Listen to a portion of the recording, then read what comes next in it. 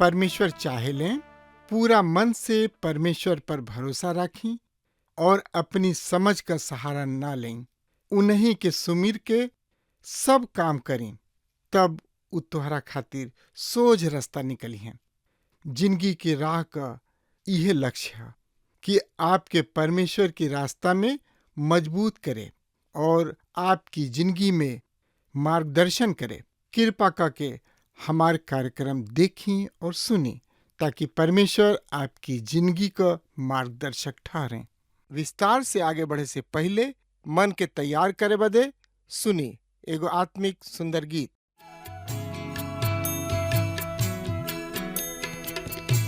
यीशु के शरणवा में शांति मिली है भाई, यीशु के आराधना में मन दा लगाई, यीशु के आराधना में मन दा लगाई, यीशु के आराधना में।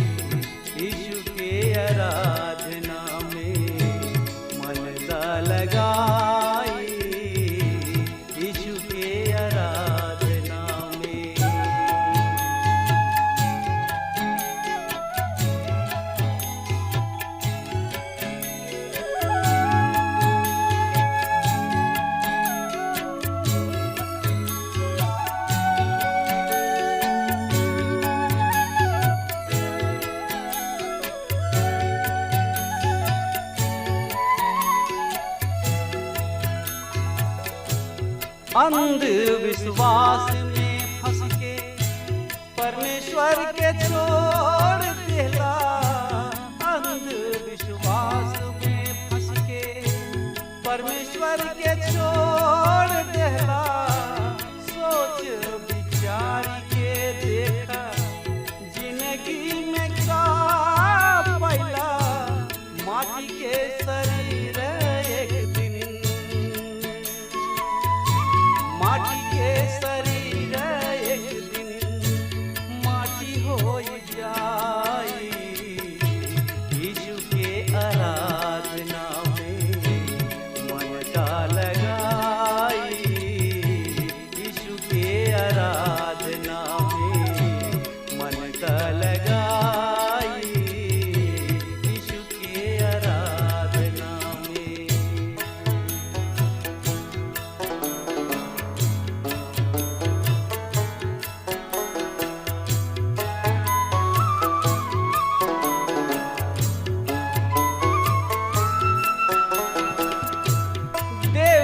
परी एक दिन जिंदगी के लेखा, देवे के परी देवे के परी एक दिन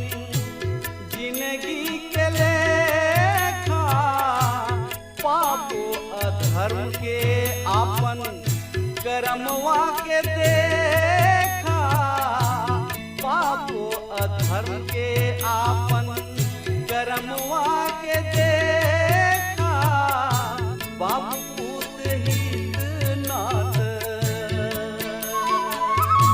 बाप पूत हित नाथ, केहू ना बचाई, यीशु के शरणवा में शांति मिली है भाई, यीशु के आराधना में मन का लगाई, यीशु के आराधना में।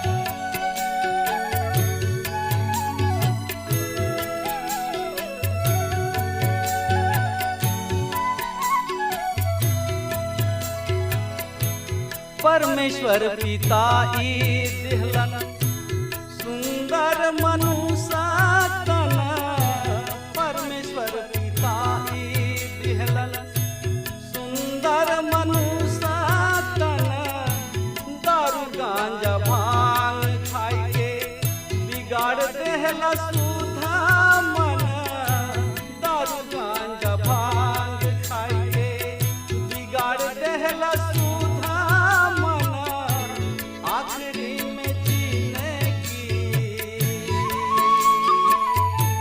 आखिरी में जीने की बेकार हो जाई, यीशु के आराधना में। जैसे कि रउआ मालूम बा कि हमनी के नया नियम से प्रकाशित वाक्य के किताब के सिलसिलेवार रूप से अध्ययन कर रहल बनी जा, और हमनी के पिछला अध्याय में देखले रही जा प्रकाशित वाक्य की किताब 1 अध्याय के 14 पद से लेके 17 पद तक के, और आज हमनी के देखे के प्रकाशित वाक्य की किताब 1 अध्याय के 18 पद से लेके 20 पद के। मित्र, तो एकरा बारे में और ज़्यादा से ज़्यादा जानकारी खातिर रुआ अपन पवित्र शास्त्र बाइबल निकाल ली। 1 अध्याय 18 पद से लेके 20 पद तक में एह तरी से लिखल बा। उ तोहनी लोग से कहत रहले, आखिरी दिनन में ऐसन मजाक उड़ावे वाला होखी है जौन की अपना बिना मुक्ति से भरल पूरा मन के इच्छा के चलावल चली है। ई उ बाड़न जे फूट डालेलन और आपन देह के इच्छा पर चलेले और बिना आत्मा के बाणे। बाकी है प्रिय लोग, तोहनी लोग आपन पवित्र विश्वास में आपन तरक्की कर और पवित्र आत्मा से प्रार्थना कर। श्रोता मित्र भाई बहन, हम मर गइल रही, अब जिंदा बानी। ई कथन प्रभु यीशु मसीह के पाप मोचक मृत्यु तथा पुनरुत्थान के विषय में बतावता। मित्र, हमनी में से अधिकांश के भीतर आत्म ग्लानि या दोष के भावना बा। हमरा मन रहेला कि केहू हमरा के ई ना कह दे कि तू कोनो अमुक पाप के दोषी हवा। प्रेरित पौलुस रोमियो के पत्री में यह विषय के ले त मित्र, आई रोमियो के पत्री 8 अध्याय में लिखल बा, उ के हमें जौन की दोष लगई हैं, मसीह यीशु ही हमें जौन की मुअले, ई बरन उ मृतक में से जियावल गइले, जौन की परमेश्वर के दहिना ओर बाणे और हमनी खातिर निवेदन भी करलन। कारुआ हमरा में दोष निकाली ना। कारुआ कहतानी कि हम पापी हई। तब हम रुआ के बतावे चाहतानी कि प्रभु यीशु मसीह हमनी के खातिर आपन प्राण दिहले और उ मृतक में से जिंदा भइले। उ हमनी के निर्दोष व धर्मी ठहरावे खातिर मृतक सब में से जिंदा भइले, अर्थात ई दर्शावे खातिर कि हमनी के पाप क्षमा हो चुकल बा और एक दिन हम जरूर स्वर्ग में जाइब।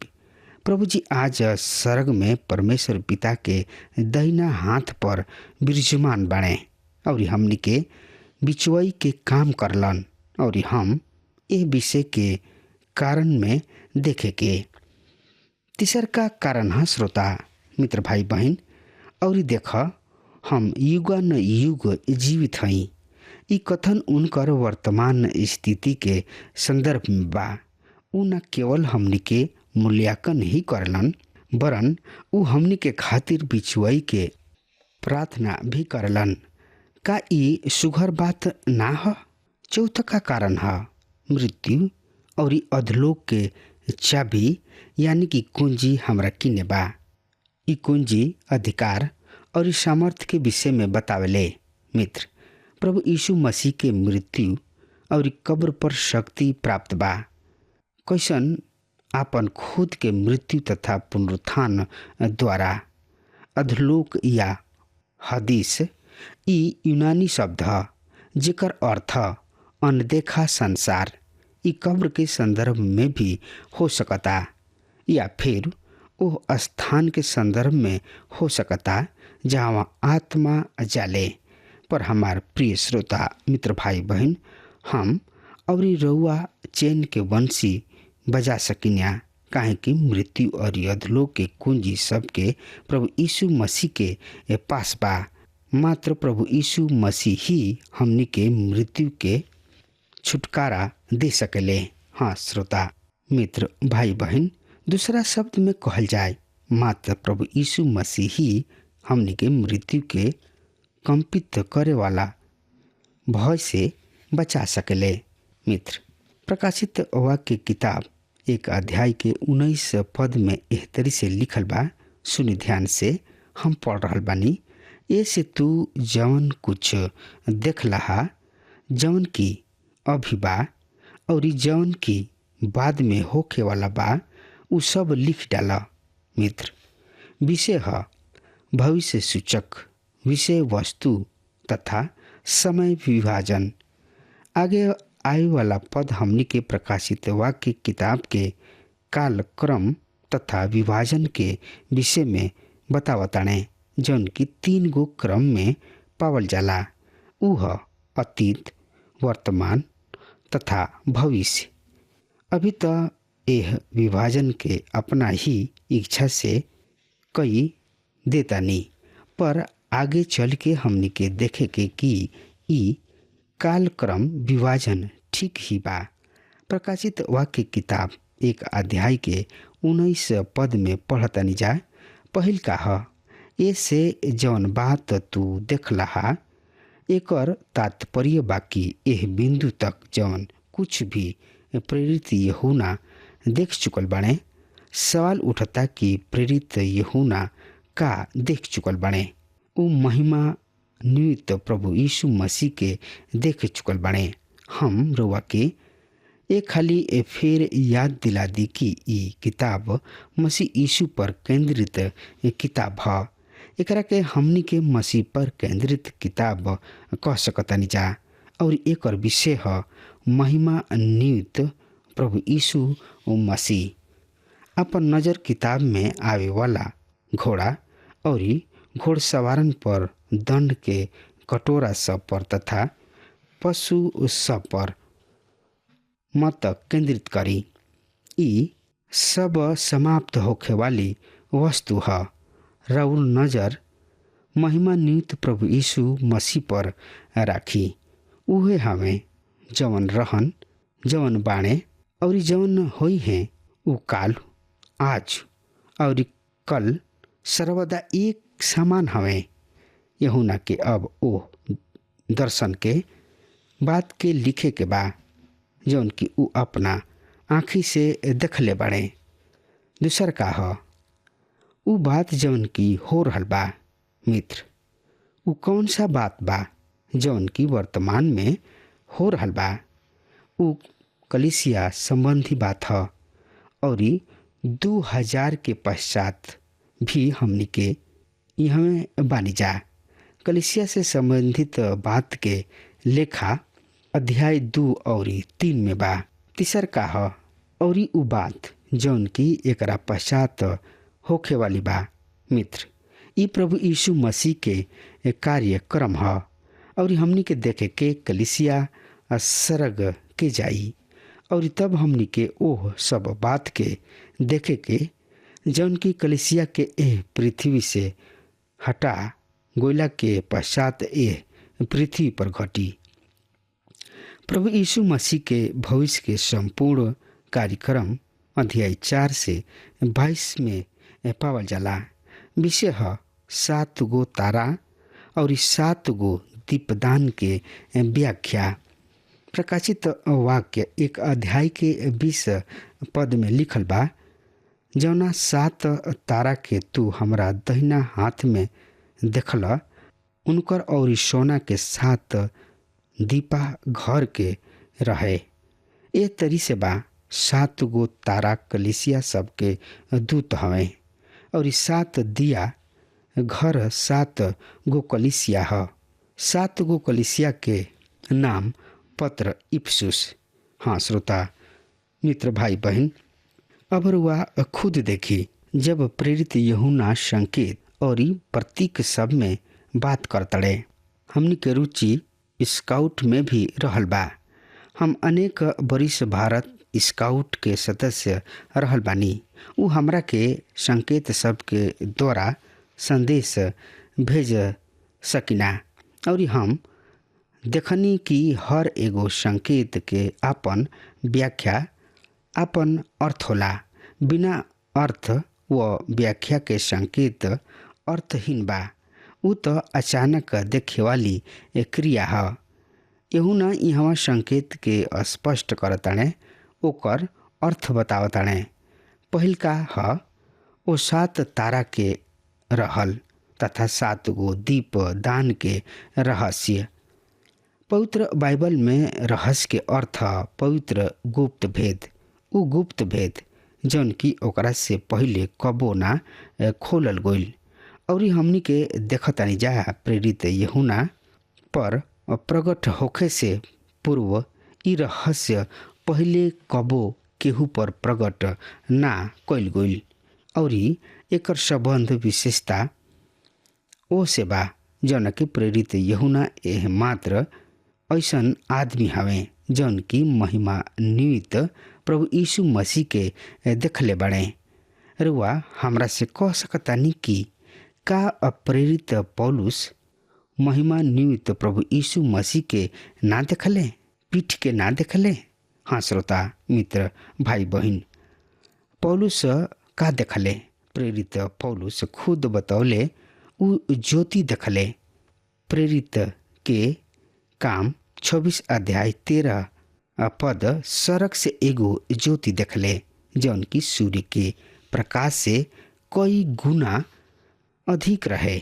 मित्र, हम तो सूर्य के ओर भी नहीं देख सकत और हम नहीं सोच सकत कि प्रेरित पौलुस प्रभु यीशु मसीह के उनका समस्त महिमा में देख सकल हुई हैं। पर उ ई जान गोले कि प्रभु यीशु मसीह ओह ज्योति में रहन। उ ऐसन ज्योति रहन कि उ कुछ दिन के खातिर प्रेरित पौलुस के अंधा क देले रहे। ऐसे हम कह सकतानी कि प्रेरित यूहन्ना पहला आदमी रहन जौन की महिमा निमित्त प्रभु यीशु मसीह के देखले। 7 तारा 7 गो स्वर्गदूत के रूप में पहचानल गइले। तारा अधिकार के दर्शावला। शब्द स्वर्गदूत के शाब्दिक अर्थ संदेशवाहक। यूहन्ना के पत्री के 3 पद झूठा शिक्षक सबके डामाडोल सब बहकल गोइल बा। संदेशवाहक से तात्पर्य मानव अथवा स्वर्गीय संदेशवाहक से बा और हमरा विचार से ई स्थानीय मंडली के पास्टर हो सकेलन। हमरा ई विचार बढ़िया ना लगेला कि स्थानीय कलीसिया के पास्टर स्वर्गदूत कहलाए। यदि रुआ बुरा ना मानी तो हम यही व्याख्या पर बनल रहब। 7 गो तारा 7 गो कलीसिया के दूत हमें और उ 7 गो दीपदान 7 गो कलिसिया ह। उ दीपदान एशिया के 7 कलिसिया सबके प्रतिनिधि ह। तब हमनी के देखे के कि ई 7 गो कलिसिया के प्रतिनिधि करतिया। कलिसिया एक ही बदन ह, यानी कि एक ही देही ह। ई बदन मसीह यीशु के देही ह। अब प्रकाशित वाक्य किताब के पहला अध्याय के अध्ययन यहाँ खत्म होता। इस अध्याय के मुख्य बात पर हमनी के एक खाली फिर ध्यान दी जा, देख ली जा।